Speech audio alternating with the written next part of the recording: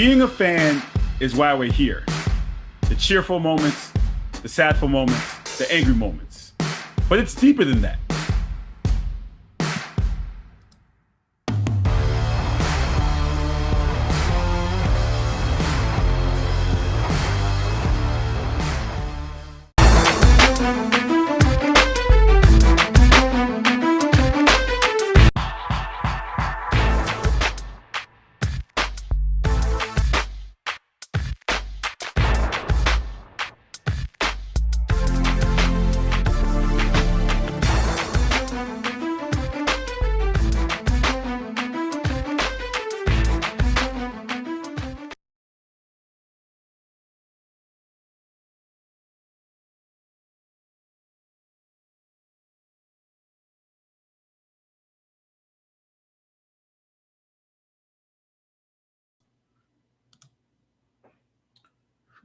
This is Carl Coulage for the Sports Hit List by the fans and for the fans. Thank you for joining us with our special start time at 5:50 today. We have a jam-packed show. There's so much to talk about. Did not have a show last week due to the NBA Finals, but thank you to all of those who support the brand by watching our content, watching Smoke and Mirrors, the main show, the B show, and all of our content on our YouTube channel. I hope everyone's enjoying their summer so far. It's been a pretty good summer, a lot to talk about in sports. Normally around this time, we're not talking about the NBA, but we are in the midst of the NBA Finals. We have the Olympics on the rise. We're just coming off the home run derby and NBA and MLB All-Star game, the Euros. There's so much to discuss. There's so much to talk about. So today's show, we'll have a little bit of everything, and we'll do the best that we can to entertain you and provide you with that content. Today, we're going to start the show off. Normally, we start the show off with my opening monologue, but since there's so much to talk about, I guess my monologue will be throughout the show and discussing with my contributors. And I can't thank my contributors enough. I know they know that I thank them, and sometimes I put them through a lot in the group chats and in the messages. But thank you to them. Without them helping me do this show, we really have no show, because I say this to people all the time. I don't know how people sit and talk to themselves for so long. And I love the contributors that we have on team, and they definitely do a great job in giving us insight and in helping me carry this show. So without them, there is no Sports Hit List. So special shout out to all the contributors across the board. Special shout out to our interns, our executive team, and everyone who is part of the Sports Hit List family. That being said, today we are going to start off by discussing NHL and doing an NHL recap. I'm going to bring in the hockey contributors in Chuck and Michael Sparacino as we discuss some hockey things going on. Gentlemen, can you guys hear me? Hello. Can you hear me, Chuck? Yes, I can. What's up? How you doing? It's been a while. How you guys been? You guys been on vacation? I haven't seen you guys in a couple of weeks. How's your summer going? Not too bad. I've been down the shore a couple of weeks. It was fun, but now I'm back, ready for expansion draft, and we'll see what happens. That's great. Mike Sparacino, how you doing, man? What's going on? I'm all right, bro. I got drenched before because I got caught in the 10 minutes of rain, because that's my luck. Where, in Queens? Yeah. There's no rain out here in my part of Queens. I mean, the sun is out. It must be nice.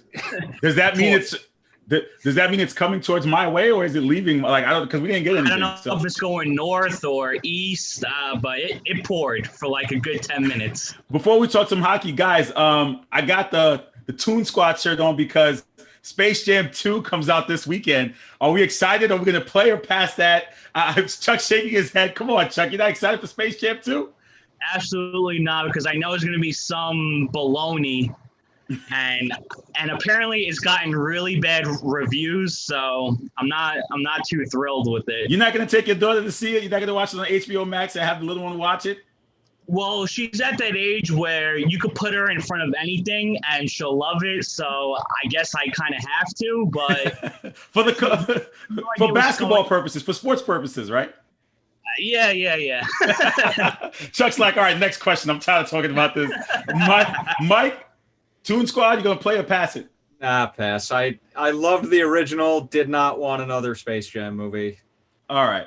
So let's get into some hockey. Back-to-back champions of the Tampa Bay Lightning. When was the last time that happened in hockey, when we had a back-to-back champion? It was Pittsburgh, right, Mike? I think Pittsburgh in 2016 and 17. Yes. Yes. So I noticed you guys seem to be a little bit upset with the result. And again, I try to keep up because there's so many hitless chats and so many conversations going on. But what I noticed was like from my just browsing, you guys were a little annoyed, I guess, with the champion, or someone said something or someone did something. Am I correct in that? Well, I was upset with the result because the Lightning beat the Islanders twice. So it was kind of like if the Islanders would have won, they could have had, 2 Stanley Cups by now. So it hurts a little bit. It hurts deep down. It hurts. Mike? I was not upset that the Lightning beat the Islanders, but I was also of that camp where if it literally was Montreal versus the Islanders, I was not going to watch. So in that aspect, I'm happy Tampa won, and I also was very much rooting against Montreal. So I have to say thank you, Tampa. How hard is it to repeat clearly in sports it's very hard to repeat, but particularly in hockey? Mike, talk about that. Well, if dating back to 1997 and 98 when the Red Wings done it, it's been done, twice since, Charlie? I think so, yeah. Yeah, so 2 times this century so far, 3 times my lifetime. And the Pittsburgh did it again in the early 90s. So you're talking over the last 30 years, technically it's been done 4 times by 5 different teams. So it just goes to show you it's very hard. You're not going to see a team in the finals, I don't think, for 3 years in a row like we saw with basketball in recent memory. It's just a lot more physical. There's a lot more luck involved, and just a lot of things can go very wrong very quickly. And we've seen that happen pretty much every year in the playoffs. All right, Mike, you drew the lineup and you said Vasi deserved the Conn Smith. So can you briefly explain let me just give us some backstory as to what that is to our fans out there who are watching. So every year, the Conn Smythe Trophy gets awarded to the most valuable player in the playoffs, and there has been controversy in recent years, but I should have double texted you about that I think Vasilevsky deserved it this year. I was major, like the Braden Point front. Hey Andrew, how are you? I was really hoping Braden Point would win it, but as soon as he went goalless and only put up points in 1 game of the finals, I'm just like, yeah, Vasilevsky, I think, should deserve to win it. So that's my thoughts on that. What do you think, Charlie? I think Vasilevsky definitely deserves it, considering that every clinching game he put up a shutout. Like, that's wild. That's when you have your best player, perform at his highest level. And when your goalie puts up a shutout, all you need is the 1 goal to win. And they got the 1 goal in the cup. They got the 1 goal against my Islanders. So it just goes to show all they need is 1, and they can just fall back, play that defensive set, and just not let up anything. And that's why they're riding boats in the river again, holding the cup. Andrew, how you feeling, man, after the second shot, brother? How you doing?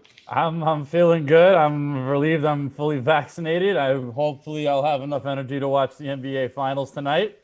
Are you team? Let me ask you this: are you team Moderna or team Pfizer? I'm team Pfizer. Oh man, get out of here! Team Moderna, baby, all the way. Moderna, all the way over here, man. You should be all right, man. Whatever gets you to my cousin's wedding in Greece. God bless, God bless. So, what are your thoughts about what the guys are talking about here with that cup?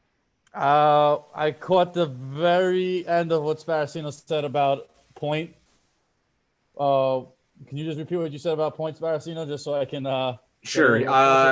He was basically the front runner in my mind until the finals, where he only basically kind of showed up in 1 game, and Vasilevsky went off and solidified his place.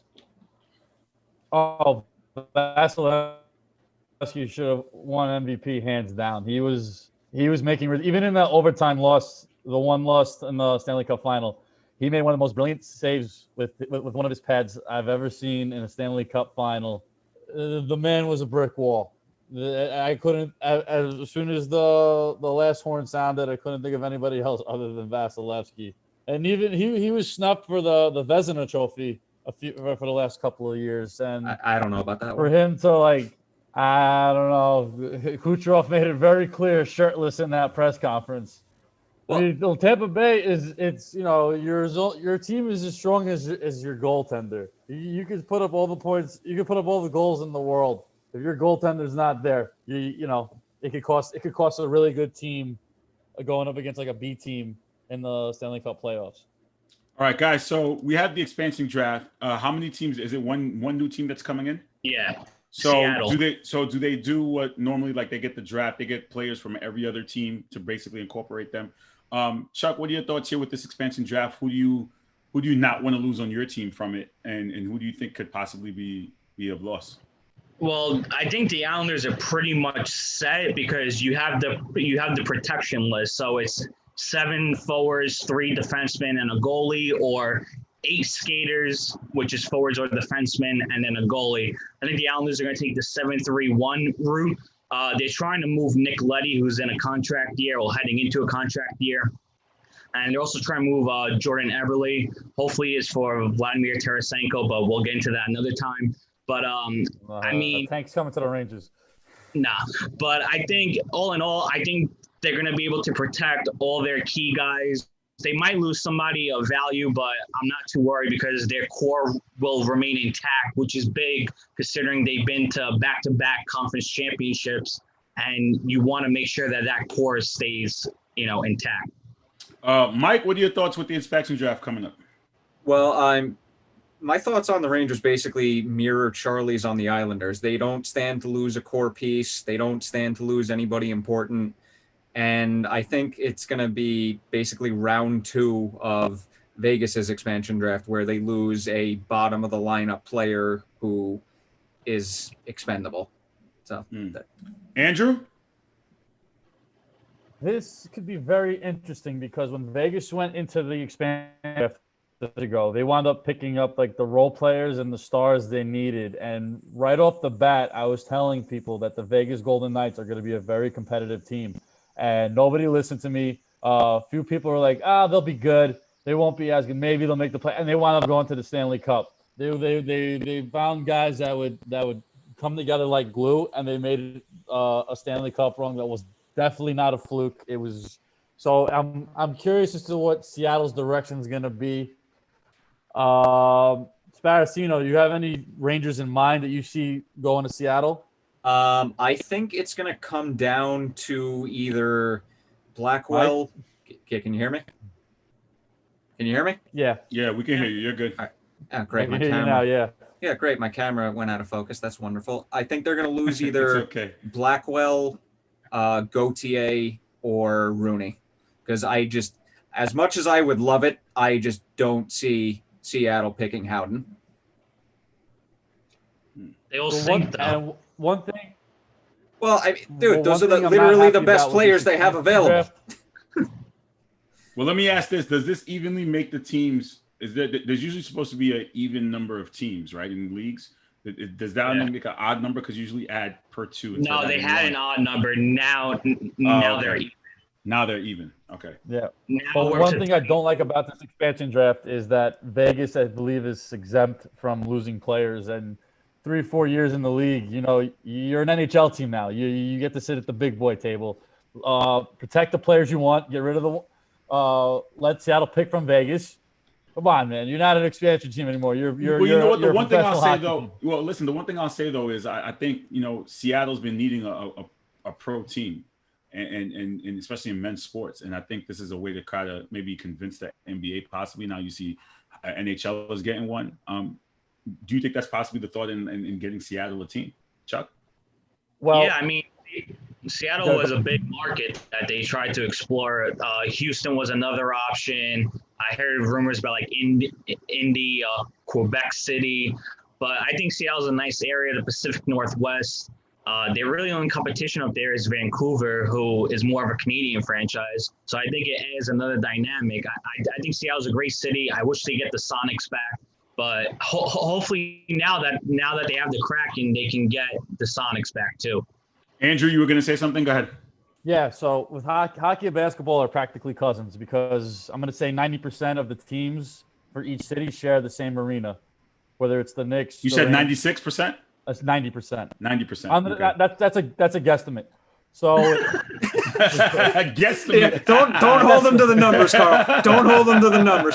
We don't have time to go from city to city to see where each team plays. But anyway, listen, that's a fun fact I should look up. I'm actually going to spend time to look that up. I mean, watch next show. I'll have it. Unless we have Andres in the comments and he could pull it up for us, Mr. Numbers. So I'll definitely look it up. Seattle in the Pacific is like the largest city in the Pacific Northwest, and for them to get hockey is a big step, especially if they're trying to get the Supersonics back, and that would make them a Big Four city where they have they're a 4-team market. I'm waiting to hear from the NBA with the success of the Golden Knights. Eventually, I think Adam Silver is going to be knocking on the door and willing to put a team in Vegas. So the success of the Kraken will definitely play a role in Supersonics, because what the Supersonics was, they had the fan base. They had a rookie of the year, Kevin Durant. As many people forget, a Seattle Kevin Durant jersey exists. The problem was they didn't have the money to finance an arena, and it was like a Brooklyn Dodger move where they had to skip town. Yeah. All right, guys. Any final thoughts here as we wrap up hockey and we move along, because we got soccer on deck waiting up. Mike. I just want to just piggyback off of something that Andrew said. Why is Vegas exempt from this expansion draft? I mean, you guys, well, not you guys. The league has had teams that have been like bottom 5 or hovering bottom 5 since Vegas came into the league, and Vegas has made the playoffs all 4 years, and they've made a Stanley Cup final and a Western Conference final. So I just don't understand. Vegas is the last team to come in, right? Yeah. So maybe that might be, and they came in what, 3 years ago? You'd say 3-4 years ago, right?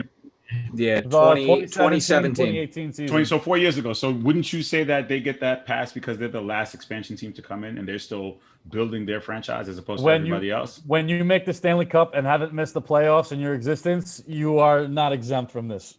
What he said. Clearly they are, though. No. If they were, that doesn't mean it's right. They are, though. Yeah. Like, I mean, that doesn't mean it's right. The facts.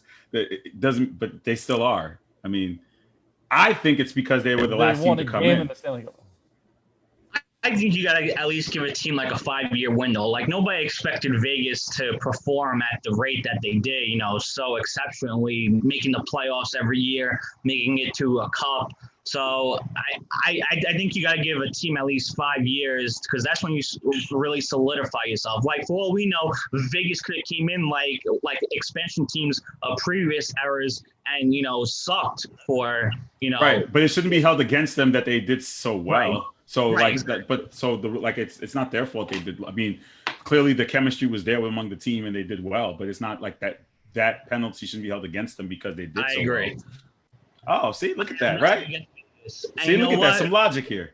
Vegas sells. It's all about the money in the end. Right. Andrew, let me ask you. Go ahead, Chuck. You had one last point? The point is, you want your expansion teams to have a chance to do good. You don't want them to fall. So you're going to do everything that you can. That's why, I think teams had to give like Vegas money when they came. Oh, no. When the expansion teams came in, they like money goes to the other teams. So that's what it boils down to. You want to expand. You want to have, a billion teams because it all generates revenue and everything. Andrew, let me ask you this before I let you go. I asked him this in the beginning. Are you playing or passing on Space Jam 2 this weekend? I'm not going to see it. You can watch it on HBO Max, by the way. It's available on HBO Max and in the movie theater. So there's a flexibility. You don't even have to leave your own home. I'll probably wait until maybe a while to watch that movie. Okay. All right. So so far no one on the panel is watching it. I got 0 for 3. That's the question of the day in the hit list streets. And I'm going to ask everyone in the comments too. Are you going to watch Space Jam 2 this weekend? Are you going to give it a try? Are you going to watch it? I'm going to watch it. I'm curious to see what the buzz is about because it's basketball. Go ahead. I still think LeBron halfway through is going to trade Bugs Bunny to get Anthony Davis. That's a right way to book it. Guys, thank you for joining me here on the Sports Hit List live show. Carl, I just want to shout out my Italians. They won the Euro. So Greece we were celebrating. 1 more Euro than England. Greece has 1 Euro compared to England. Well, next year is going to get interesting. Our soccer chat, I know it's a year away, but we're kind of prepping for the World Cup, and I don't know how we're going to book this, how the hit list is going to book this, but the World Cup is it will be here next year, so it'll definitely be interesting how we go about it. We'll all rock Greece, Haiti, and Italy. Yes, sir. You know the vibes. The drive for five. Forza Italia. I'll talk to you guys soon. You guys take care. You're watching the Sports Hit List by the fans and for the fans.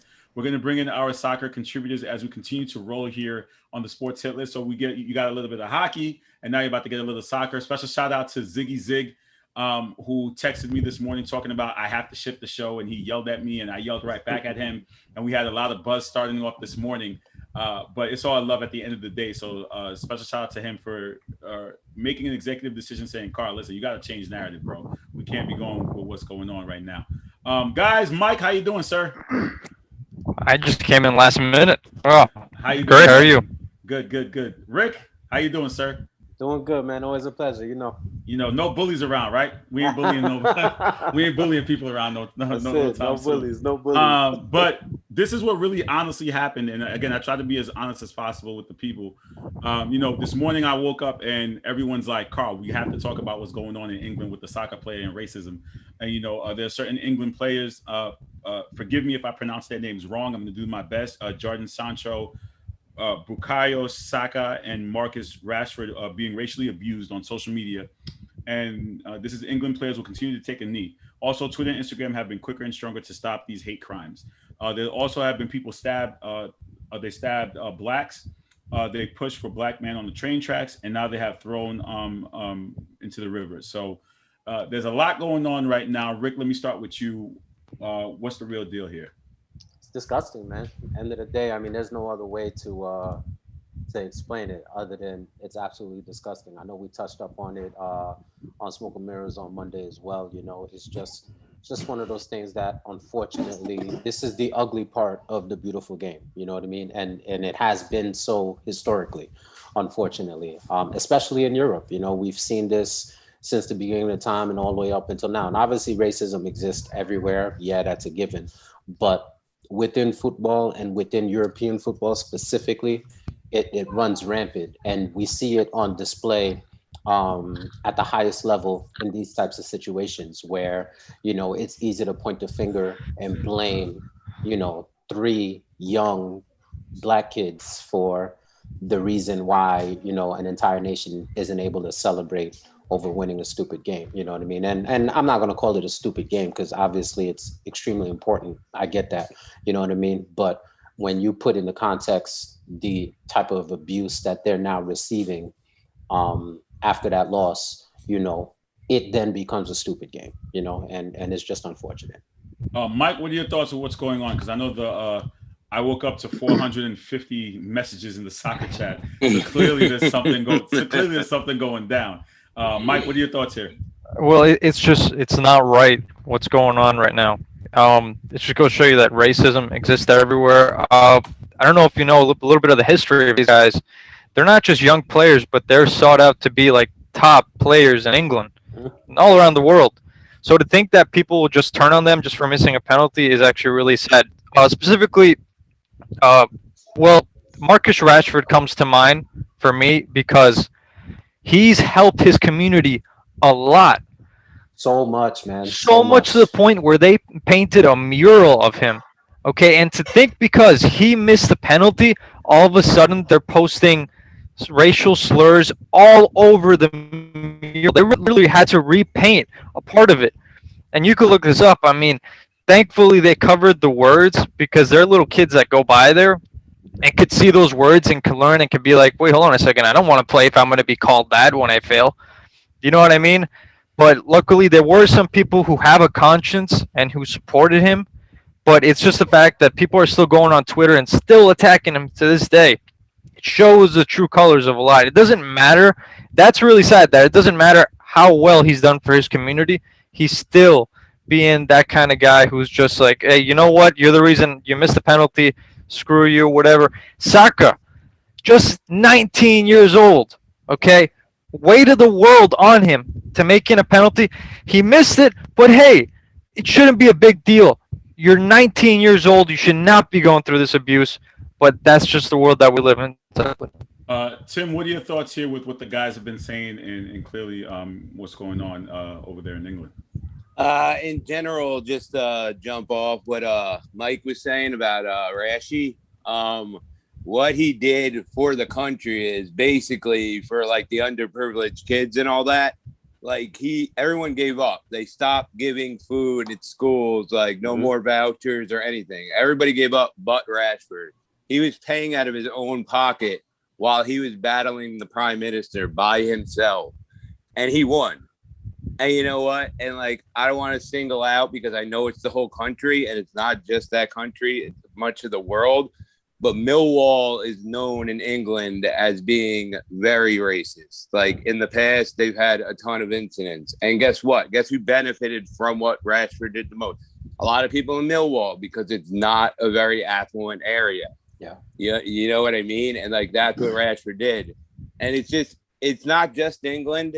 It's all over the world. England is the worst.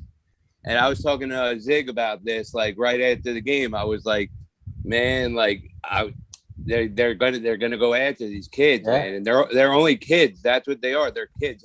All three of them are kids. Rashford's the oldest one, 22 now, just turned 22 years old. Yeah. Like this is the future of their team. And Zig was like, I really hope you're wrong. I really hope you're wrong. But like, honestly, it's sad. The first thing that went through my mind, other than being like, wow, that was a great game, was I feel so bad for what these kids are about to go through, because it's like so commonplace that you knew it was going to happen. Everybody knew it was going to happen, and it did. And it's not, I mean, it's more about it's not even about the game. It's just about human decency. And like the British government too, the parliament, like Priti Patel, who is the House secretary or whatever they call their home secretary, right? Beforehand told them that they could not take knees or anything or do anything about racism, blah, blah, blah. And now she's acting outraged at everything that happened. And Tyrone Mings, who is he was on the team. He's on Aston Villa. He's a center back. You know, he didn't get any minutes. I personally really like him a lot, but that's one of England's strong suits, center back, you know? And he actually came out and called out Priti Patel, and he was like, he was like, you don't get to do that. He was like, you don't get to tell us that we can't protest this and then act outraged when it happens. Like, you can't have it both ways. And he's 100% correct. Because that plays a part in it, you know, that initial, you know, turning your head away initially, that kind of fuels some of the stuff. And one of the things to add on to the what you mentioned as far as, you know, the things Rashford does in the community. I was on his page the other day and he posted something. It was like, you know, a little bit of fan mail that you could tell was handwritten by a child. And, you know, it wasn't saying nothing about, you know, scoring goals or being a great soccer player. You know, to paraphrase, the kid legitimately said, "Thank you for being the reason I get to eat."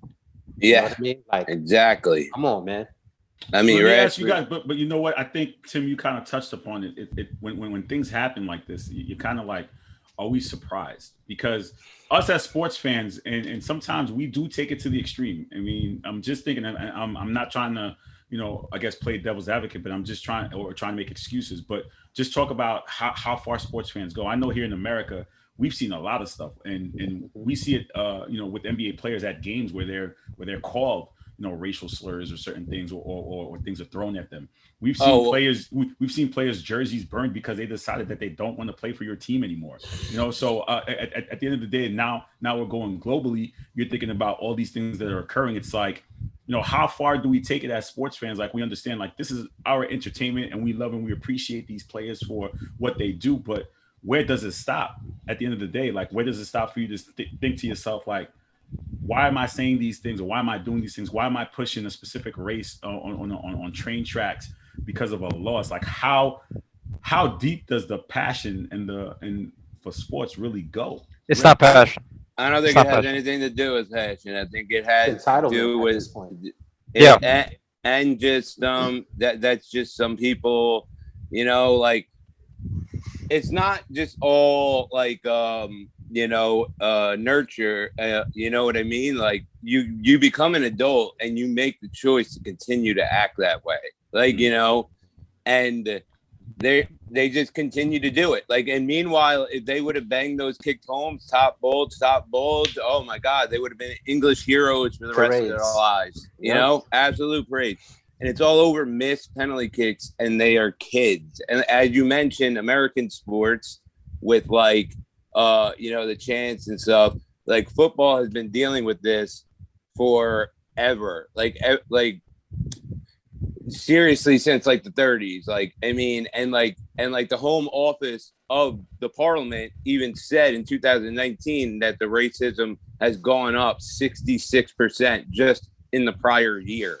And it continues to go up. And there's many players that will walk off the pitch, like Musa Marega. I'm a big Porto fan, right? In Portugal, right?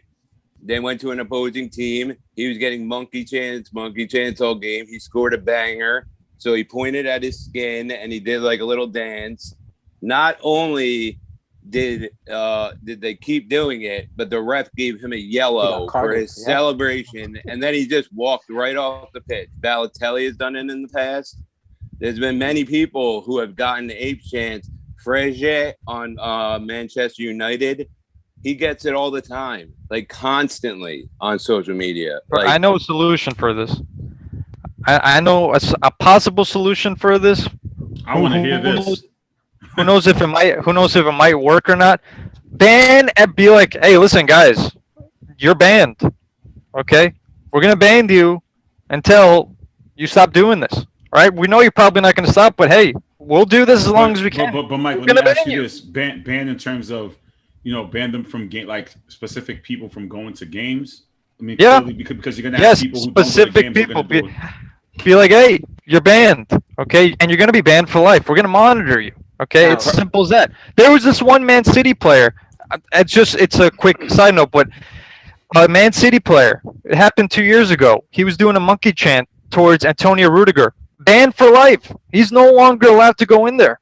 So, as far as I'm concerned, two of them play for Manchester United. One of them play for Arsenal. They should the club should come out with statements and be like, hey, you guys continue to verbally attack these players. We're going to look you up and we're going to make sure they other players from other teams to the game. Is what you're saying? There's other players from other teams who are doing this. There's the national team and then there's the club level. Kind of like Team USA. Yeah. And I think that would work. And the thing that makes it even worse is, like, I think here on U.S. soil, when we see stuff like this, it's generally mostly coming from the opposing fans, So over there, you have the aspect where, yes, it's coming from the opposing fans within the game too, but then you have a situation where coming from your fans, these kids fail for you. It's coming from your own fans. So to kind of piggyback off what he's saying about as far as banning people, take it a step further. We've seen where, if I'm not mistaken, where, the Mexican national team, with some of the homophobic chants and slurs that they've kind of had issues with, where going to get kicked out, where not only getting kicked out, but then the team itself had to play in front of empty stadiums for 1 or 2 games, ban the entire crowd, because then that way now the people who are in there maybe not participating in it, now you have a voice. You step up and you police it in the stands too. Make sure that the few bad apples that are within your crowd and within your supporter section are not ruining it for everybody. It takes everybody to step up and say something and do something about it. And one of the things I'll note too, obviously we're talking about it right now from a purely racial black and white standpoint, because that's what's up front.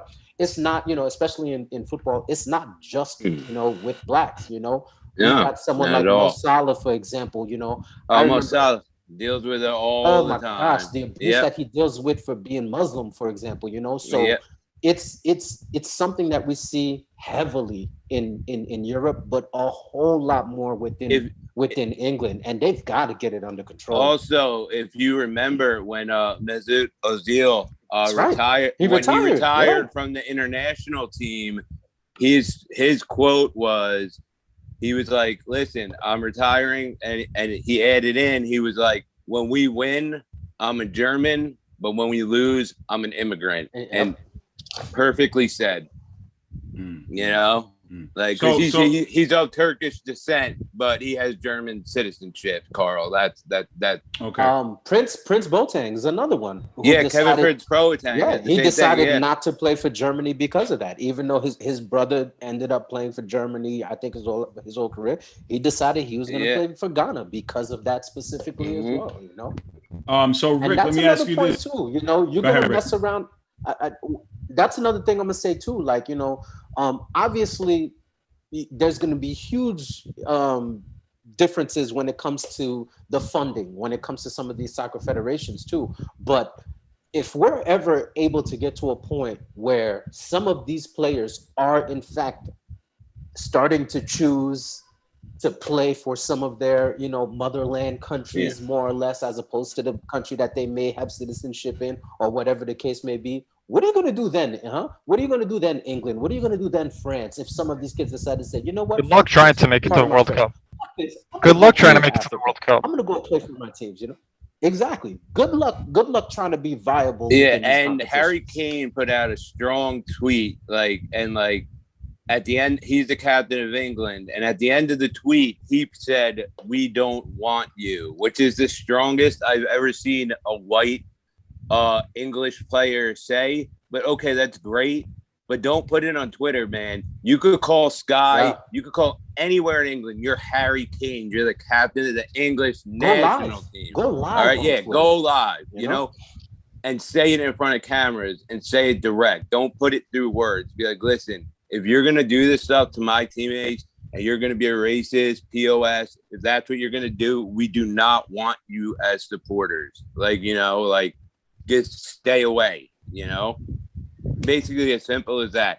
And the only problem is with, like, banning people and stuff is with, like, IPs and stuff online, like, that's almost impossible, you know? I know they did, like, as of, like, 3 hours ago, they arrested, like, a 50-year-old dude over tweets. Yeah. I'm not sure exactly what's going on, if the charges are being pressed or what, because it's all breaking news.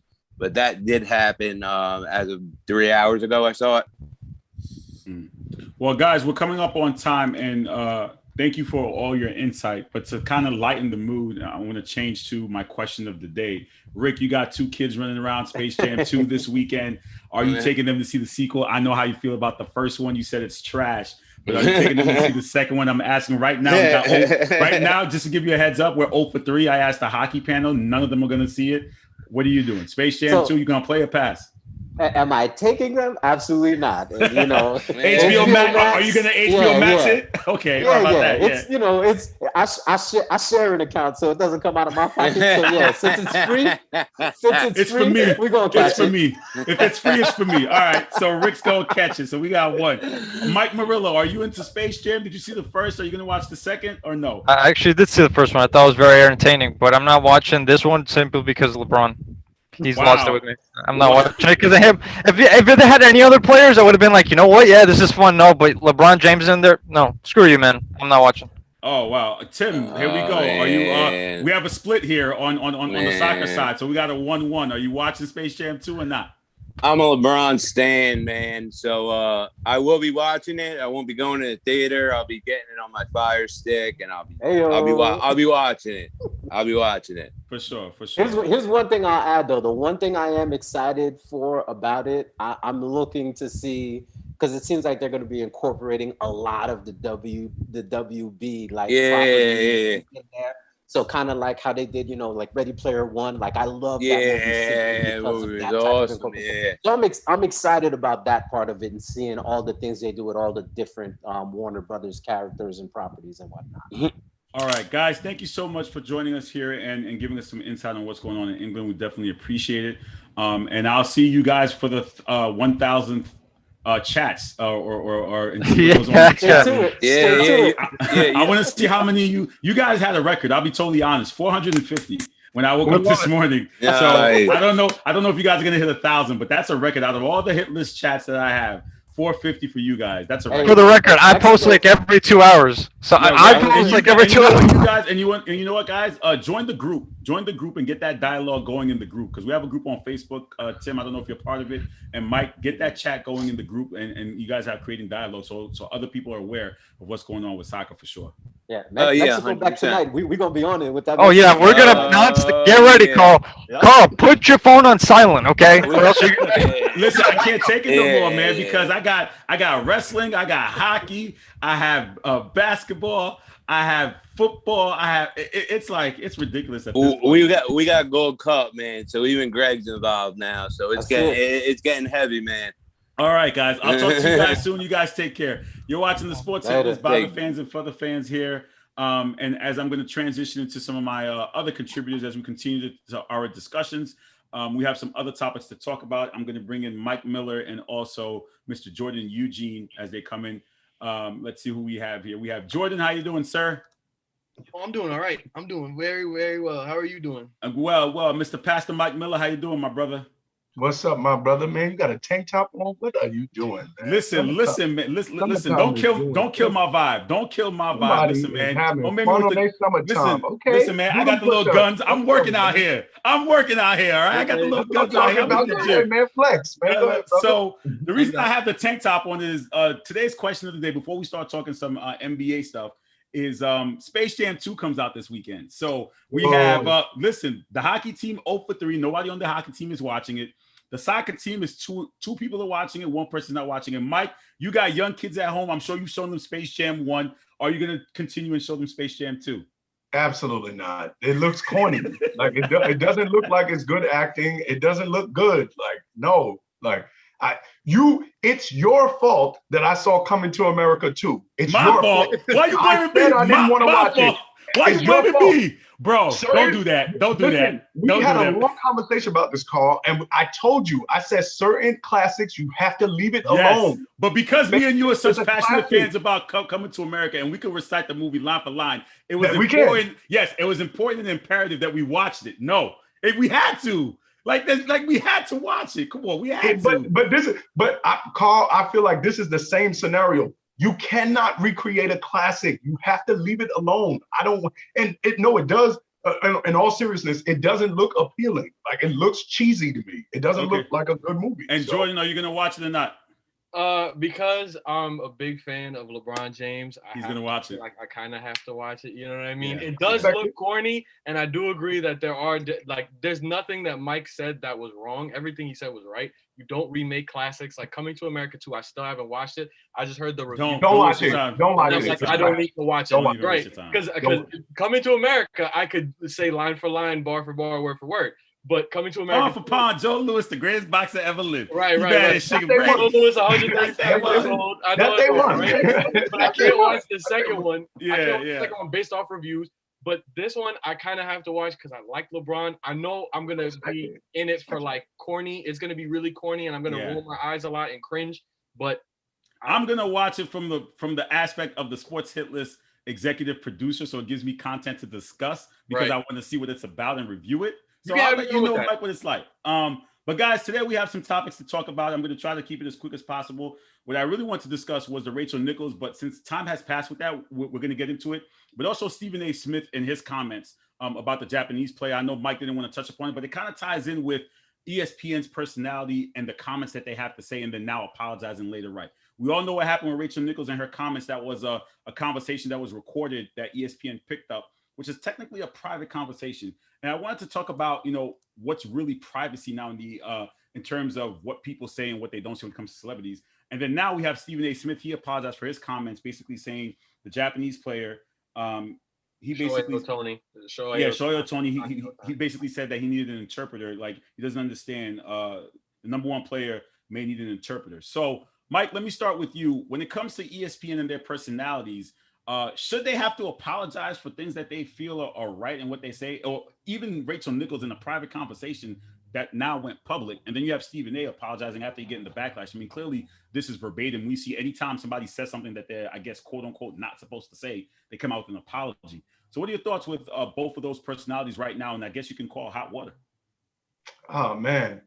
I mean, it's a couple of things that you just threw out there, and it's different types of conversations, because on one end, you have the general sense of, if you offend someone, should you apologize? The answer to that is emphatically yes. But now, to the more specific point you're talking about, is about ESPN and their personalities and their opinions. Well, part of that is we want their opinions, particularly with Stephen A's comments. I don't think they were that bad, but I understand why people thought they were that bad. I believe I think it was a bad question, but because I think the question can go one of two ways. Because they asked, do you think it's a good thing for Ohtani to be the number one draw? Now that question is like a gotcha question. There's only two, to me, it seems like there's only two possible reasons you ask it. Either number one, you don't think that it's good for him to be the number one draw, and so you're asking it to hear other people say that. Or number two, you do think he's a good draw, and you're trying to highlight how that is an exciting thing, especially given the Stop Anti-Asian Hate hashtag and things like that. You want to elevate that. And I think what Stephen A did was he didn't follow protocol, because I think he was supposed to use that as an opportunity, and people were expecting, I think ESPN was expecting him, like Max Kellerman answered, they were expecting him to elevate Ohtani and talk about all of the amazing things about him being, coming from Japan and playing at such a great level, doing something that hasn't been done since Babe Ruth. They were expecting him to do that. And instead, Stephen A went into more the larger picture of course, why baseball doesn't have the popularity it has. So in general, I think that, again, the general statement, if you offended someone, you should apologize.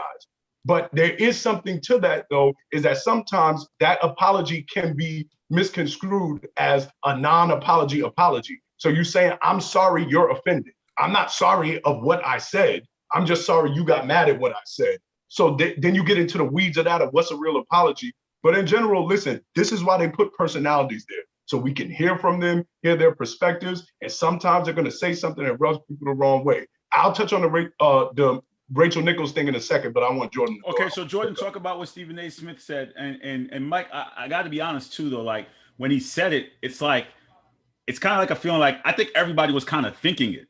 Is that fair to say? Everyone was kind of thinking what he said was like backing him up. Like, should he have said it? No. But it was kind of like you were thinking, like, could someone who's the face of a league or a franchise or a league or a B have an interpreter? Jordan, what are your thoughts here? See, my thing, and I view it a little bit differently, is like you could answer the question no, even though that he is, in my opinion, I mean, one of the big faces of baseball, along with, Fernando Tatis Jr. and Mike Trout and so on and so forth, and Jacob deGrom and Ronald Acuna and many other faces. There are many faces to baseball as a whole. And you could say, no, he's not the number one guy, but I think his reasoning was poor. And I think you don't say that. First of all, even if you're thinking that, I mean, I don't think that's a good enough reason for him to not be number one. His reasoning as to it not being number one being that he needs an interpreter, that being the number one guy in the sport, I don't think that should have anything to do with it. What if LeBron James, would we have a problem with it if LeBron James spoke, let's say he spoke Spanish instead and he needed an interpreter? Would it really make his play different? Would it really make his greatness different? No. He's still great, nonetheless. What Shohei Ohtani did yesterday was extremely what's the word I'm looking for? Iconic. He was a pitcher and he led off playing outfield as well, batting. I mean, it's extremely, like, it's a big thing to do, to be not only a pitcher but also batting. It's the first time you've ever seen this in an all-star game. The man is an all-star, a superstar, one of the faces of baseball. I think Stephen A's decision to say that was poor. And there's a quote from this movie, The Dark Knight, from Harvey Dent. Harvey Dent said, "You either die a hero or live long enough to see yourself become the villain." And Stephen A has now become the villain, where he's now saying some things here and there where it's kind of inappropriate, and you don't want to say something like that, especially the reasoning. Again, the reasoning of it is just, in my opinion, I think it's poor. I think if Michael Jordan spoke French and needed an interpreter, it wouldn't have been that big of a deal. I think Sammy Sosa, that doesn't change his greatness. That doesn't change, the use of an interpreter doesn't change the greatness. I think it's okay for him to be number one with an interpreter. Obviously, I don't think that changes the history that he's making and how iconic of a thing of what he's doing right now. All right. Let me give you a quick example of what you're saying, Jordan, of why I think it does. Because I think what Stephen A was touching on was not just that he needs an interpreter. He was talking about he's an international player. And I'll give you an example from the NBA. Carl knows I've been railing about this for years. Dirk Nowitzki. Mm-hmm. So there was always this thought process with Larry Bird basketball has always had this perception that it's a quote unquote black man's league.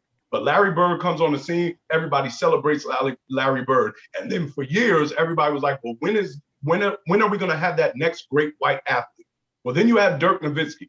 I believe if you looked at Dirk Nowitzki's resume and looked at Kevin Garnett's, if you flipped it, we would easily say Kevin Garnett is better than Dirk Nowitzki. I believe part of the problem that Dirk Nowitzki had is, one, he's European, and two, and more importantly, he's from Germany. We know that we don't have the best relationship with Germany. So I believe that played into why he wasn't as marketable and as big a superstar as, let's say, if Dirk Nowitzki was from Indiana, like Larry Bird is from. So I think what Stephen A, it's like what Carl's saying. What Stephen A was saying, people was probably like, but it was the fact that Stephen A was talking about having an interpreter. And Carl, you know this, and I know this, my wife having parents who are immigrants, that is very difficult for people to learn. Most people say English is a difficult language to learn. So that's where the offense took place. So you are correct with that, Jordan. Right. But Jordan, let me use this example. Let me tell you though, we look at a guy like Yao Ming, right? He didn't know his first couple of years, but then he learned it. Eventually he ended up learning the language because he became like, he was the face for China for that representation of that global. So he ended up learning it. Let me shift gears real quick to Rachel Nichols because we have other contributors coming in. My whole thing with the Rachel Nichols thing is, again, I talk about this with my students a lot about privacy, right? Does technology invade our privacy? And we kind of saw that she was having a conversation that was recorded on the ESPN server. And now that conversation went public. We have a lot of contributors who are going to basically give their input on it. I know it was a couple of weeks ago, but Mike, let me ask you, what were your thoughts? Was she wrong in what she said? And knowing that she was promised or it was within her contract to get that NBA final spot, and now they moved it. And also knowing the ESPN's diversity push. And clearly nowadays we see with jobs, they're pushing the DEI, diversity, inclusion, and equity. It's not just at ESPN. Other places are doing it now too. So what are your thoughts here with what happened with Rachel Nichols? Was she fair or foul? I think if you talk about general and specific, I think if you just generally say, I was supposed to get a job, I didn't get the job, yeah, you're mad. But it was the actual comments that she said that kind of was inflammatory. Particularly, she was talking about essentially Maria Taylor was getting the job because she's Black. And Rachel Nichols said something key. She said, I understood what it means because she went through a level of discrimination being a woman. What to me loomed largely was this undercurrent conversation that we've often had in the Black community since the women's suffrage movement, is where you have civil rights and the women's suffrage movement happening at the same time. And you have the leader of the women's suffrage movement saying, I would give my arm before I let a Black man get a vote before a woman. So what happens is it explodes, and too often gender tries to supersede race. When for us, particularly in America, the most consequential thing that ties us as Black people is race, not gender or sexuality. So what Rachel Nichols exposed in that moment was, I'm a woman, Maria Taylor's a woman, we both experience discrimination, but it's a different level of discrimination being Black versus being a woman, because, and I know it's going to sound inflammatory, but it's true. During slavery, there were two women. One was a slave, the Black woman. The other one was the slave master, the white woman.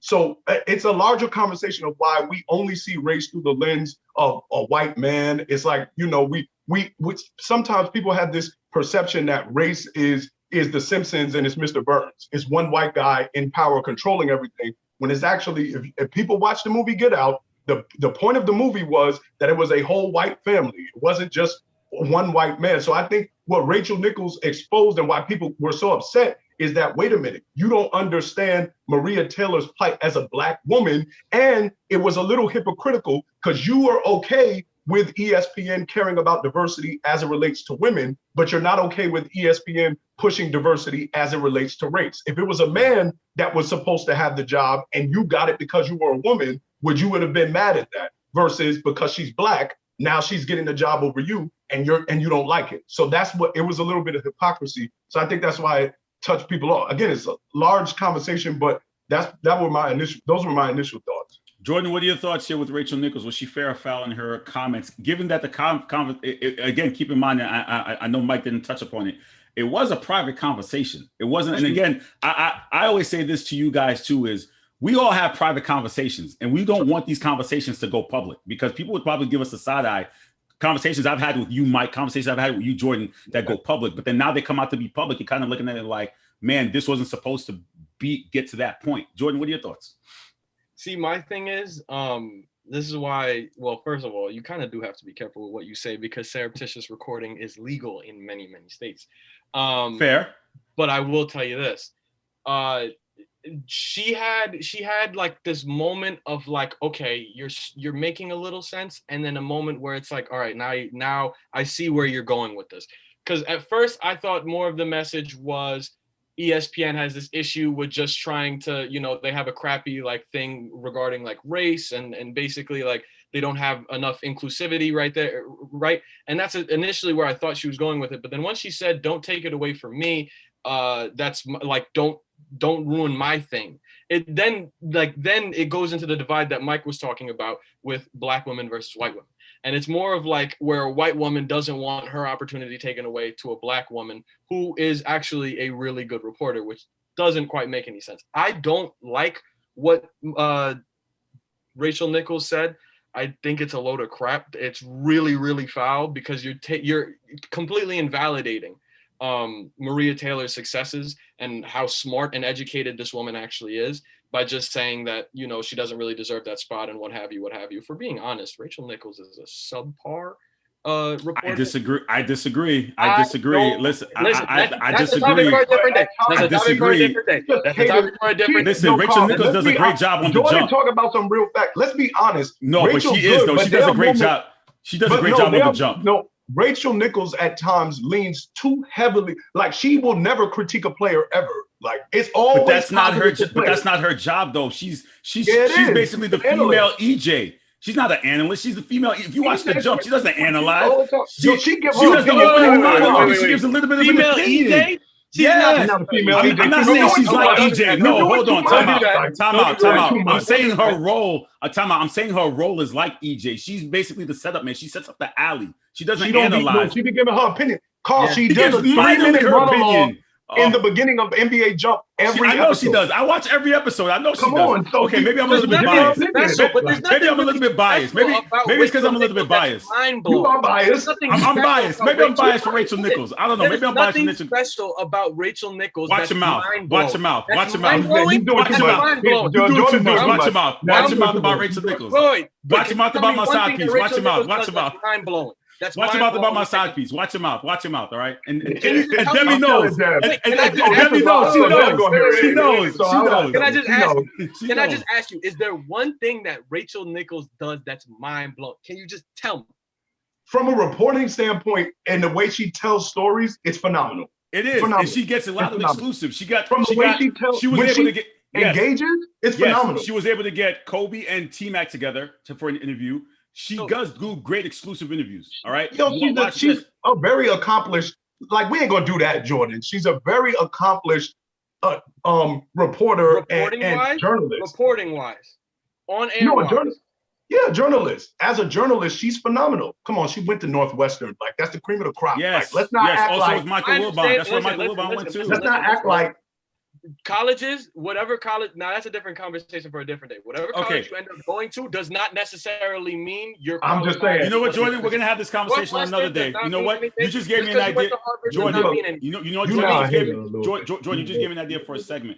But before I let you guys go, Game 4 tonight. Mike, could you do the post game tonight? Yeah, I'm jumping in on that. I think I'm gonna jump in on that. All right, so let me get you guys a quick preview for Game 4. What are you looking forward to heading into Game 4, Mike, tonight?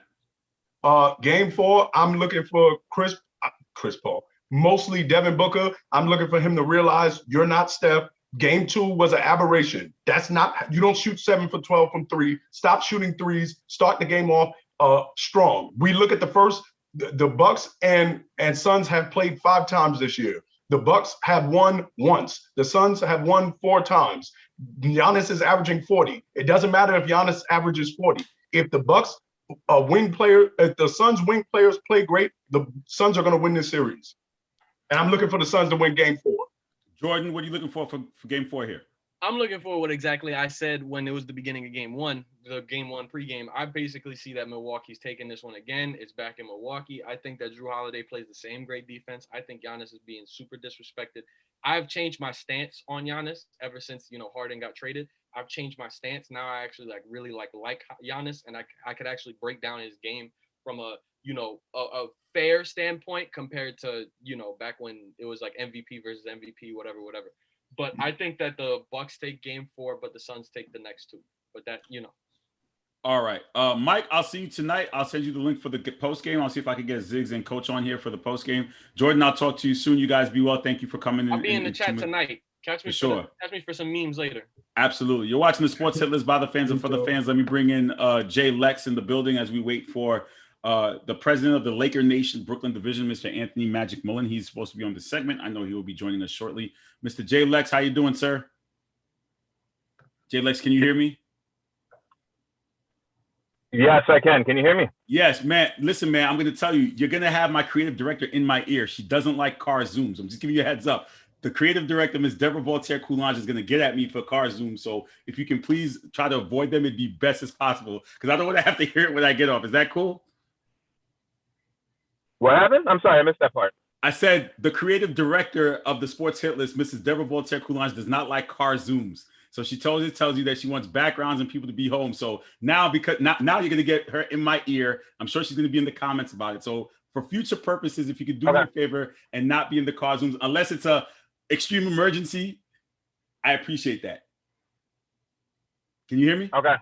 All right. Cool. No, So, no problem. I heard you. I heard you. So I'm waiting on Anthony Mullen as he comes in, and he should be here any minute now. But let me ask you this. The question of the day has been Space Jam 2. And are you going to see Space Jam 2 this weekend on HBO Max, or are you going to go to the theater and watch it? I would probably watch it on HBO Max if I end up watching it. I'm not. So you're not running to So you're not running to the remote to watch the sequel? No, why? I think I saw the first one once, and that was because I was a Bulls fan. If I wasn't a Bulls fan, I wouldn't have seen the first one either. I'm Bugs Bunny. Who cares? No disrespect, but no. You don't. All right. So you're not watching. You're not running to watch it. Okay. So 0 for 1. Okay. Today's topic we were basically talking about was Rachel Nichols, and I know you and Anthony had shared some words about it. Mike just touched upon it with Jordan, and we talked about Rachel Nichols, and Mike said what she said was wrong, and also Jordan talked about it was wrong, and I think both of them kind of bypassed that my privacy argument, and Jordan saying that nothing is private anymore. So what is your opinion? I know you and Anthony shared some words about it. I don't think you thought what she said was wrong. What are your thoughts here?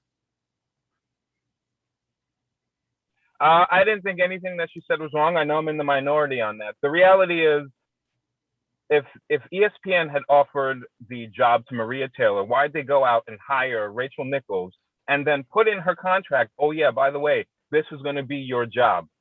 The reality is it territorial? Absolutely. But it's not incumbent upon a Rachel Nichols to adhere to ESPN all of a sudden flip-flopping. I'm not questioning Maria Taylor's talent. I'm not saying she's not talented. I'm not saying she wasn't deserving of the job. I'm simply saying you agreed to this with Rachel Nichols, who wasn't even working at the network. I think she was at CNN. You brought her back, you hired her, you gave her this, and then you told Maria Taylor, oh yeah, we're going to give you that job. And then only because of the whole George Floyd thing and diversity and everything along those lines did you take it away from Rachel Nichols. Is it territorial? Yes. But is Rachel Nichols wrong for what she said? In my opinion, no. Well, you know what? Very simple. This is not, people want to make it a whole. Let me say this, though, in terms of what happened, in light of what happened with George Floyd, a lot of jobs and a lot of places are moving towards DEI, diversity, equity, and inclusion. So that takes place. And I know my job's not the only one. And clearly we've seen that with ESPN. Isn't that the necessary push that we need to happen in order for change? Would you say it's fair? Yes, I would say that's fair. But if you already offered the job to Maria, why give it to Rachel Nichols is what I'm saying. Here's the thing. You know this, you're in the entertainment or more like production and things of that nature. You're in the media. You understand it's about money and it's about exposure. And Rachel Nichols took that job because she wants the exposure. And you agreed to give her that exposure. The NBA Finals, it may not be the Super Bowl, but it's still big time. And you gave that to her in a contract and said, this is yours. And the only reason you're backpedaling is because of the George Floyd situation. What if, hypothetically, I know we don't do ifs, but what if George Floyd never happened? would they be trying to take the job from Rachel Nichols to give it to Maria Taylor? That's all I'm saying. If you wanted Maria Taylor and her talent on there, it should have been given to her from the beginning. That's all I'm saying. You know what I'm saying? And so if Rachel Nichols is territorial, what did she say in the quote unquote private message? She was like, yeah, it's in my contract. This thing is mine. I'm cool with y'all, giving Maria Taylor something else. Just this spot is mine. This corner is mine. So I have no issues with that. You know what I'm saying? It just so happens that one person is Caucasian, one person's black. That's all it is. It's territorial for me. It's listen, not hold on. Let me address something real unquote. quick. We have my wife in the comments saying that it was her segment, and I asked you to be on last week, but then the show got shifted, which is why you didn't want to talk about it. And then the guys wanted to talk about it this week, so it wasn't a shift. And I just literally asked you to come on, and you told me no because you're going to basically say I made my bed, now I have to lay in it. So I can hear you in my ear saying that. So I did offer you to come in for 5 minutes to say your piece, but you didn't want to. So it's up to you. That's all I'm saying. So don't be in the comments talking about segment. Listen. Don't be in the comments saying that I stole your segment and being EP. I didn't go on vacation. My show is still on. So don't go out here talking about fire the EP. I didn't take a break for 2 weeks. All right. So you had your own show. You have your own time. You wanted to talk about the segment. Why don't you do it on your show tomorrow? All right. Thank you. Anyway, Anthony, arguing between walls. No, it's not. It is going between walls because she's in the comments. Because she's in the comments trying to talk about how fire the EP. Get out of here. Day. It's not even all day. Get out of here, man. Come on, all yo. Day he's been on one. Nobody's safe. Get out of here. Anyway, like I said, you want to talk about it? Go on your own show. You got your own show on Thursdays. Then come back at me about it. Then don't say fire the EP. You know what I'm saying? I'm the one who's helping everybody eat. How you gonna fire me? You got time for everybody today. Everybody.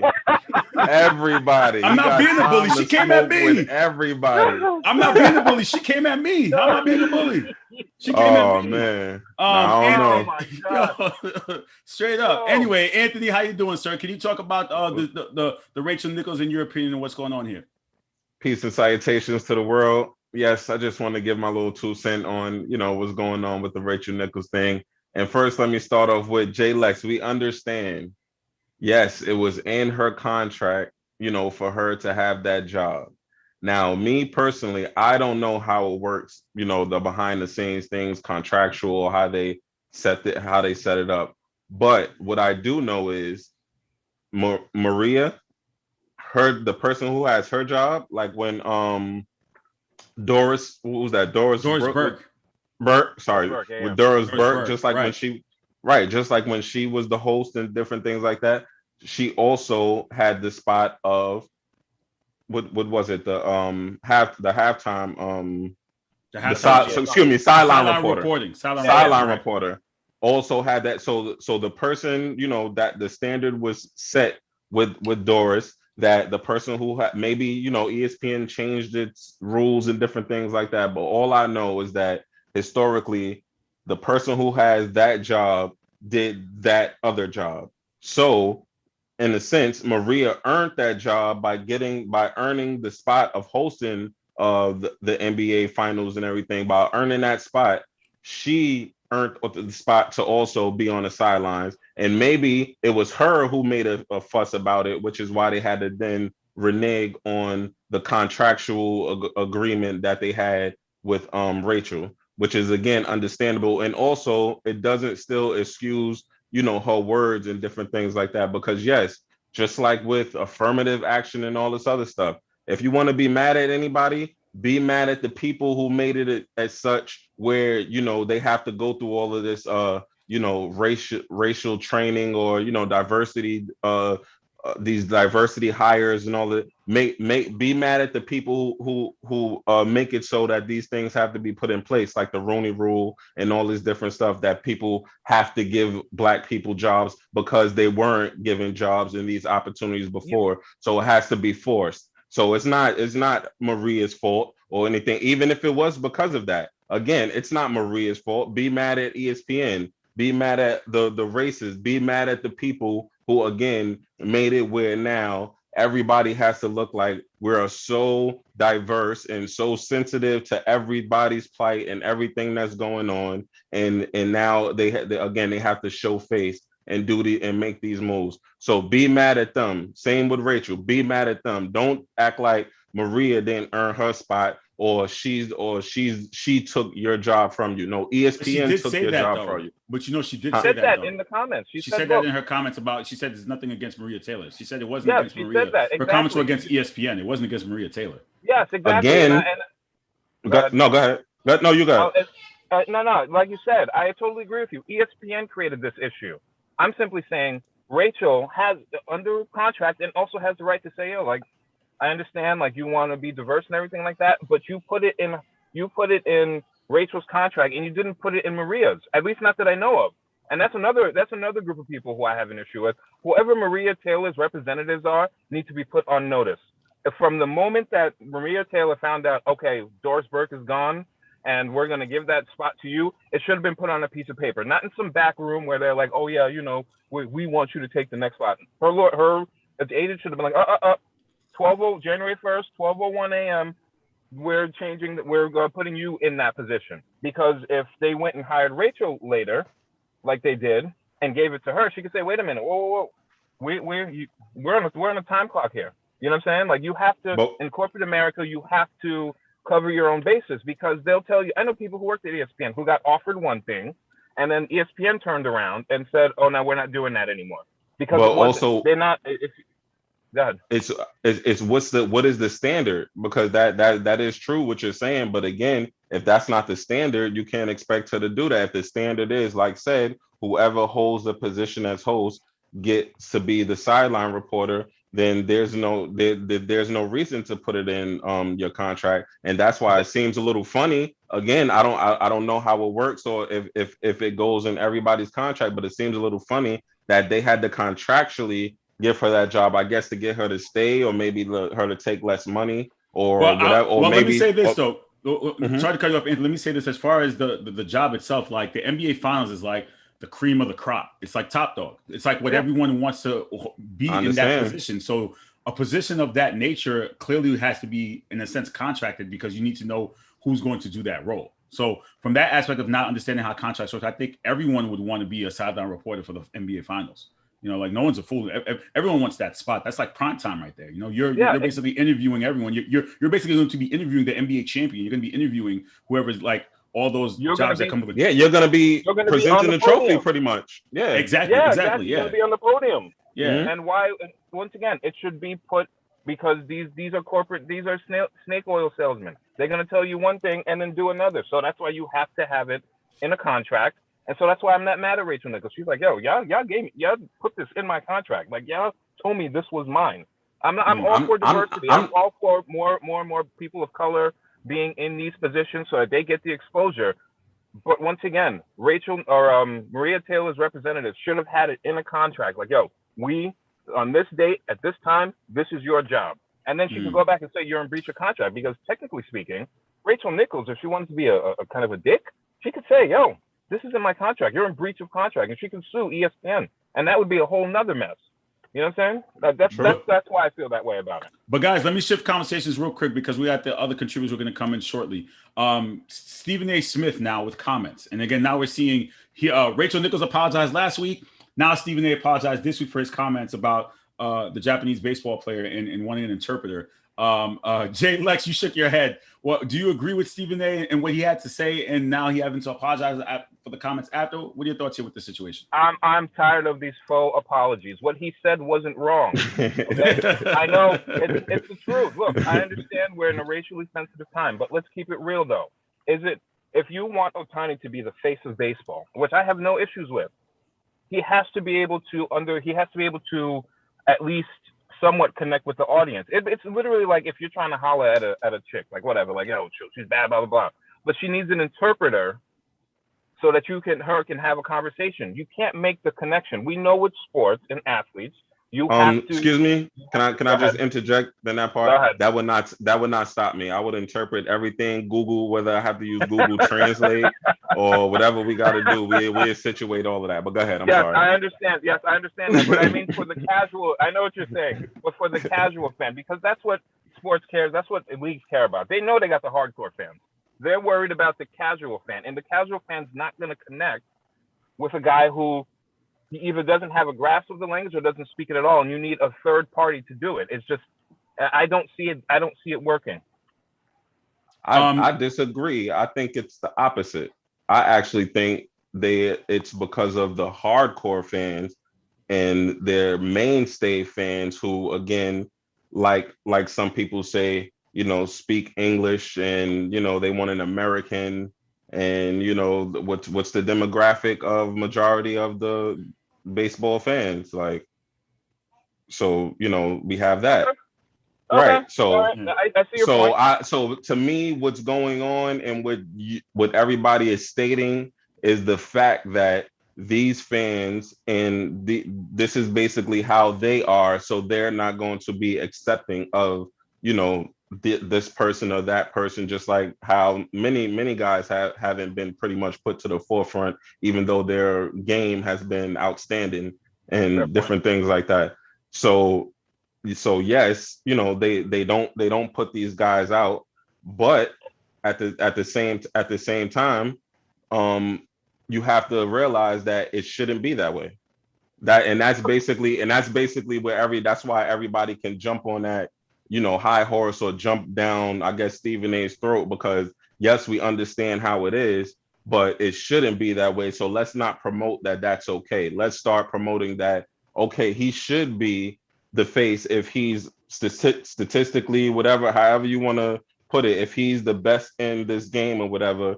I don't care what language he is, what color, whatever the case, he should be pushed to the fore. He should be the face and make it work. If you have to translate it, so what? Right. We have the same many thing with fans. Yao Ming. Yeah, it's the same thing. Like right. Yao Ming, his first couple of years didn't know English, and he ended up learning it. So right. Look, if Ohtani learns how to speak, even the most basic of English, all you have to do is say three phrases. What three phrases? What three phrases, Ant? What three phrases does he have to say? Oh, just hi, like, I love this game, and whatever, and basically whatever team he on, know how to say, their name and different things like that. Just sell the game. That's so we it. got Ziggy. So we got Ziggy in the comments talking about the Nigerians.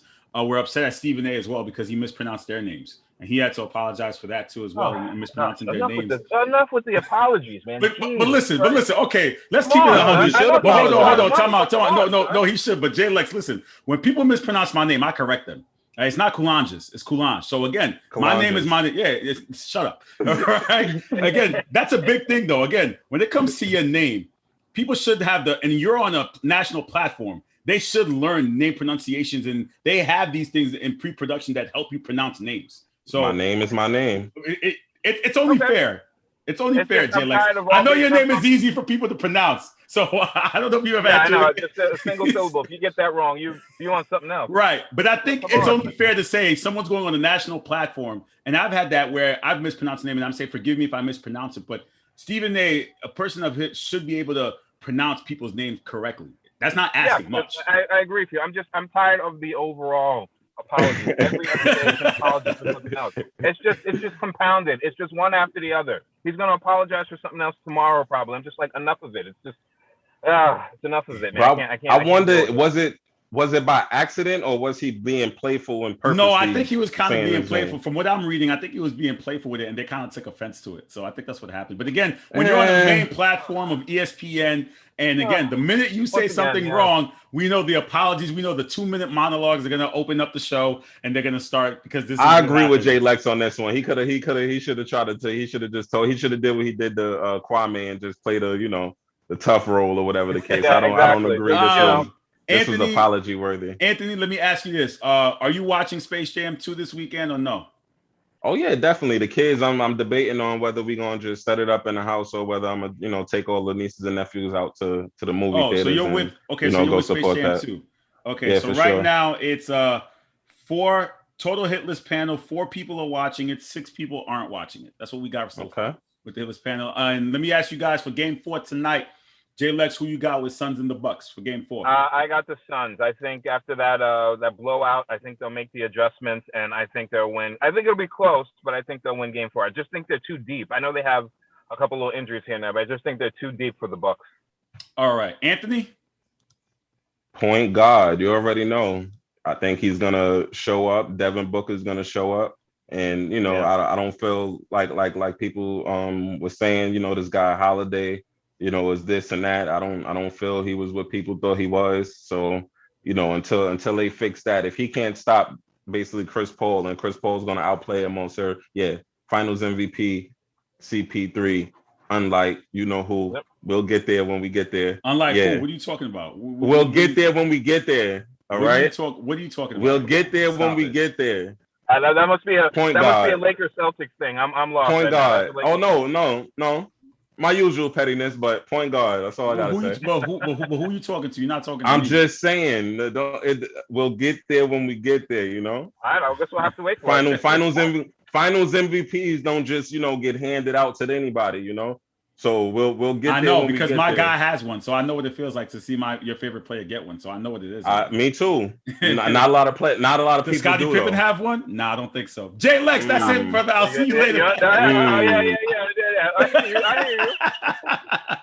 I'm gonna talk to you soon, my brother. Be well, man. Enjoy, son. I'm gonna talk to you soon. Man. Take care, and I'm gonna talk to you soon. You guys take care. You're watching the Sports Hit List by the fans and for the fans. I'm going to bring in the last two MVPs of the Sports Hit List. I'm going to bring in Mr. Paul. He's going to come in, and Ray Jarvis will be in shortly. Paul is here. Paul, how you doing, sir? Can you hear me? Paul, can you hear me, sir? Yes, sir. How you doing, man? How goes it, man? It's good. Listen. I'm chilling, man. I'm having a great day today. Today was a great day for me. You know me. I'm smiling. I'm cheesing all over the place. Before we get into it, today's hit list question of the day is I got the Space Jam tank top on. So, you know, it's Space Jam 2 weekend. You got 2 kids. I don't know if they've seen the first one yet or they're too young, but are you going to watch Space Jam 2 this weekend on HBO Max or to the movie theater, or are you just going to completely bypass it? No, I got more respect for the homie, you know, Bron as a family member, you know, a distant cousin. You know, so will I get to it this weekend? That I can't promise you, but I will get to it. I'm more likely and more inclined to get to it during my remote work telecommuting phase in the middle of meetings via HBO Max this week. So I can totally see me getting through that during business review on Tuesday. But I will get to it. And as for the kids, my daughter has never seen Space Jam yet. However, she did get a Happy Meal, didn't eat any of the food, and played with the Lola Bunny Space Jam toy that that came in the box. You know, and she walks around. So that's a start, right? And Cam, he'll watch anything on the screen. So. It was her birthday this past week, right? Her birthday was yesterday, actually. Happy birthday, third birthday, right? God bless. Happy birthday to your daughter, Peyton, man. So today's conversation, clearly, we've been talking about some Stephen A. We've been talking about some Rachel Nichols. Clearly, when I started this entire conversation, we're going to do Rachel Nichols. But, you know, as sports goes along, narratives change. Now we got Stephen A's in hot water for what he said about the Japanese baseball player and the Nigerian team. He had to apologize a couple of times. And Rachel Nichols. So let's start off a little bit with Stephen A. What are your thoughts about what he said about the baseball player needing an interpreter? He doesn't see him being a star with that. He had to apologize later on about his comments. Jay Lex clearly didn't see anything wrong with his comments, and Mike Miller did. So what are your thoughts here? I think they come from 2 different spaces, right? So here's my issue. My issue is not with Stephen A. Smith's comments. My issue is that he immediately backed off his own comments, right? You know, the old-fashioned saying, the jail saying, stand on your square, right? Mm-hmm. He said it because he believes it. Stephen A. Smith actually has a really deep following and a viewership base that believes and truly utters what he says for most of the time. You know, he's out of control sometimes. But here's what I will say. Do I agree with Stephen A. Smith? Absolutely. And I'll tell you why. The difference between, you know, and this is my problem with the backlash from the Jeff Paysons and some of the other guys on national television. It also falls in line, so I like to be collaborative here. It falls in line with why there's so much hoopla around Rachel Nichols, right? Those guys jumped out there, and I'm sure they agree that Shohei is not the face of our game and can't be. You can't be the face of the game if every fan can't understand what you're trying to say. Every fan can relate to you. He's also not even the best player in the game, but we're not even going to go that far, right? Like, it's clearly a young kid out there by the name of Fernando Tatis that is actually a better baseball player than Shohei, right? Metrically speaking, fan speaking, dominantly speaking, it's not even close if you ask me, right? From the future of the game. But I'm going to take it back a little bit, and I'll say this, right? When you think about why Kobe Bryant or Michael Jordan or LeBron James is so big overseas, you know what the main difference is? They understand those athletes.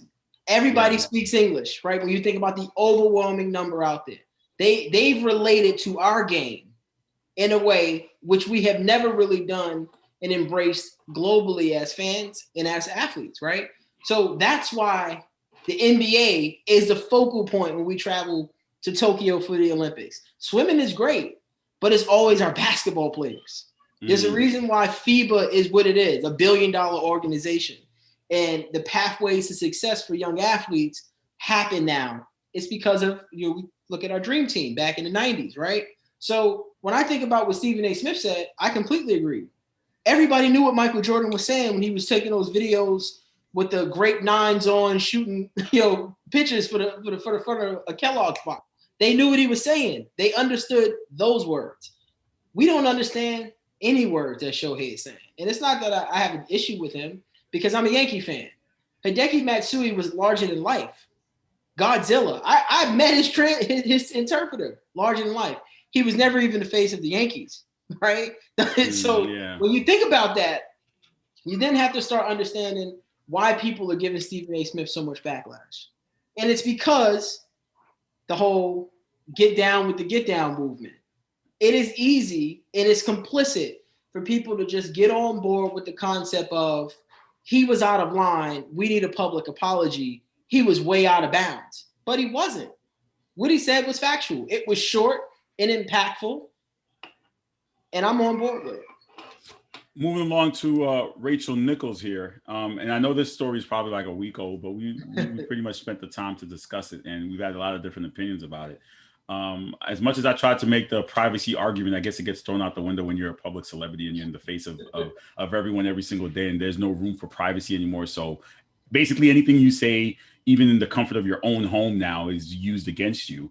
Rachel Nichols is having a conversation, and she said what she said about Maria Taylor taking her spot, and ESPN's push for DEI. And I believe all jobs are pushing more for DEI, diversity, equity, and inclusion. So that being said, do you agree with what Rachel had to say and understanding why these jobs now are trying to push for DEI since the passing of George Floyd? Oh, absolutely. Let's be real. It makes my skin crawl when I see companies jump on the pro-black movement, and I'll tell you why. They're all doing it though. They are doing it. It's a PR move, right? Yeah. Am I going to sit here and say that every company that's on board with that isn't authentic? No, I'm not going to say that.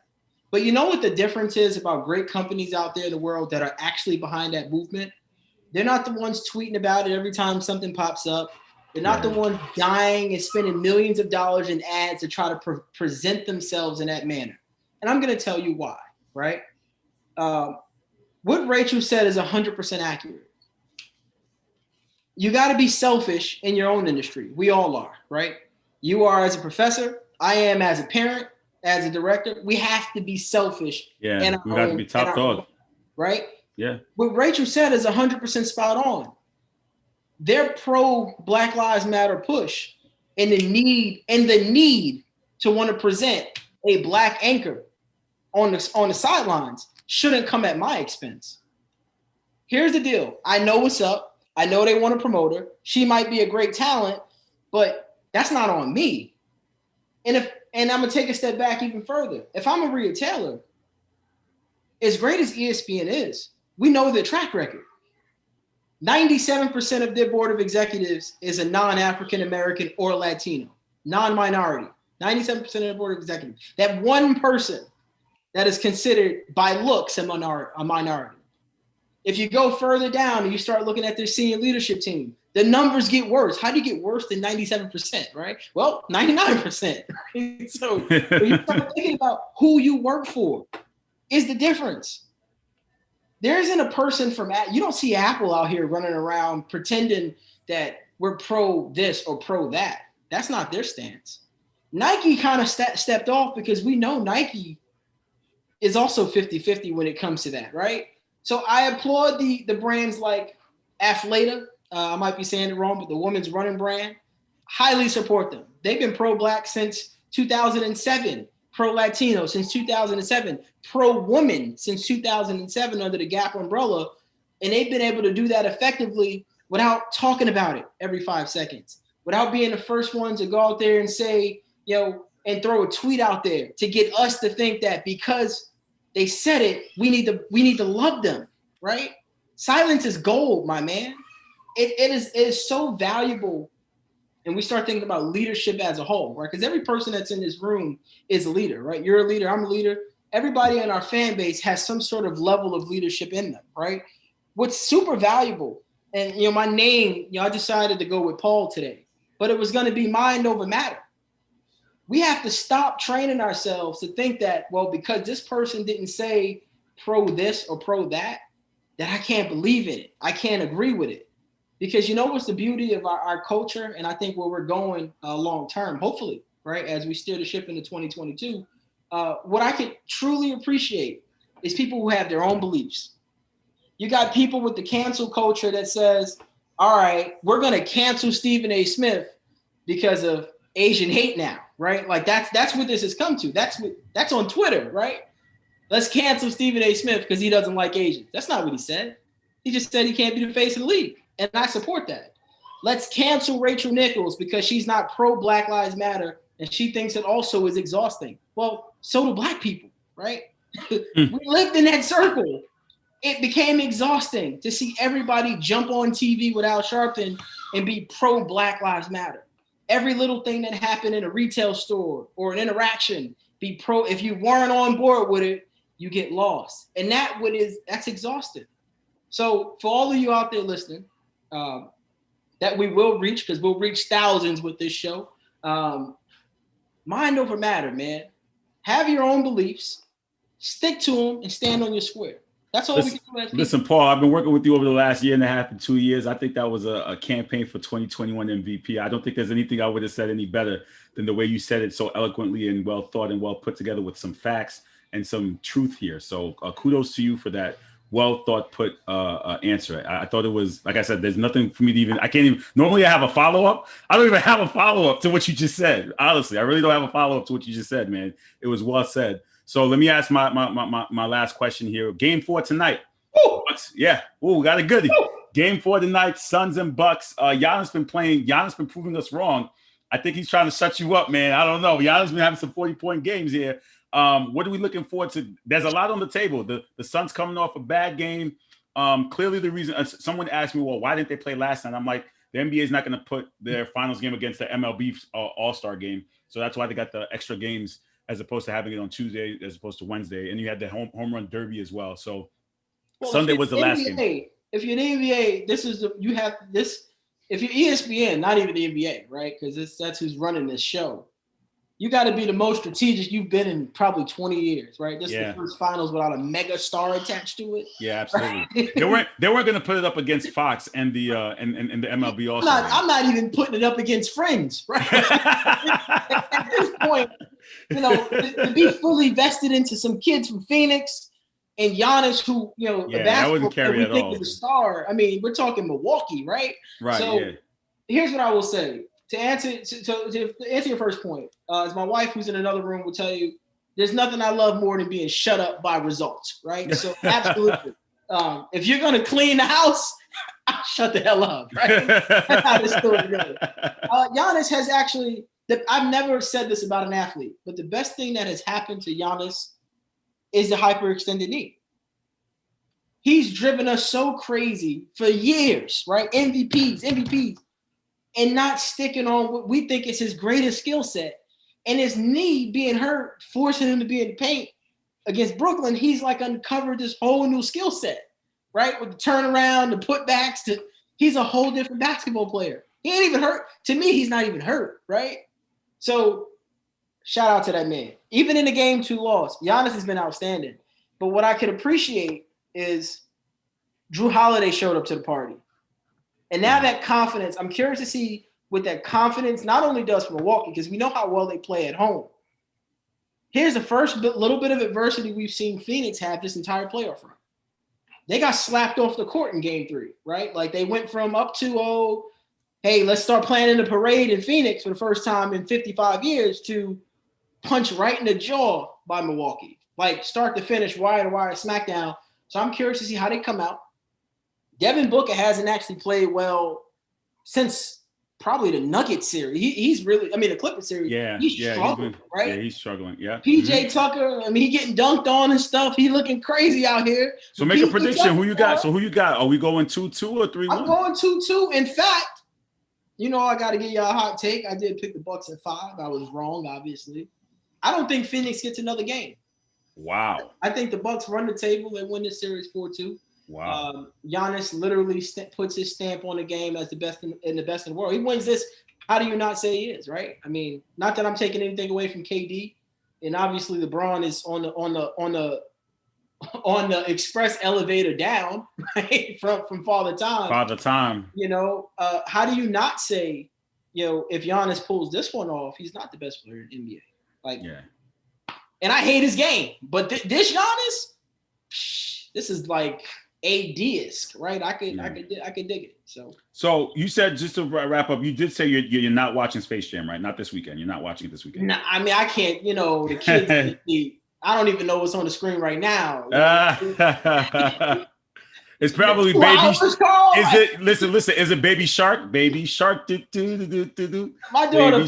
So funny story. She will sing the song.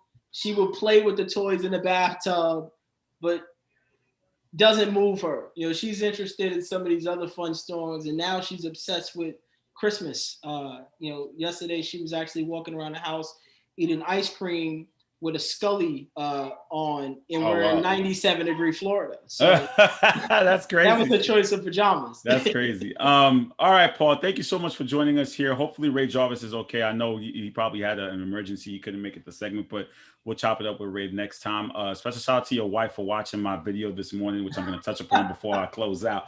You know, I definitely appreciate the support. With that one in the car. She's like, oh, I see the video. You know, your wife tell you she see a video you and you like, oh, nice. See me in no video. Not me. Not me. Oh man, definitely appreciate that, and I'll talk to you soon, man. You be well. Enjoy the game. All right, man. All right, I'll talk to you. This is Carl Coulage for the Sports Hit List by the fans and for the fans. Ready to wrap up the show. A little bit of everything. And I can't take credit for producing this one. This one goes out to Ziggy Zig, the producer. He basically got in my ear this morning, was like, we need to have a multi-diverse show. We don't need to have all about Rachel Nichols. So hopefully we did enough to entertain you for the last hour and a half.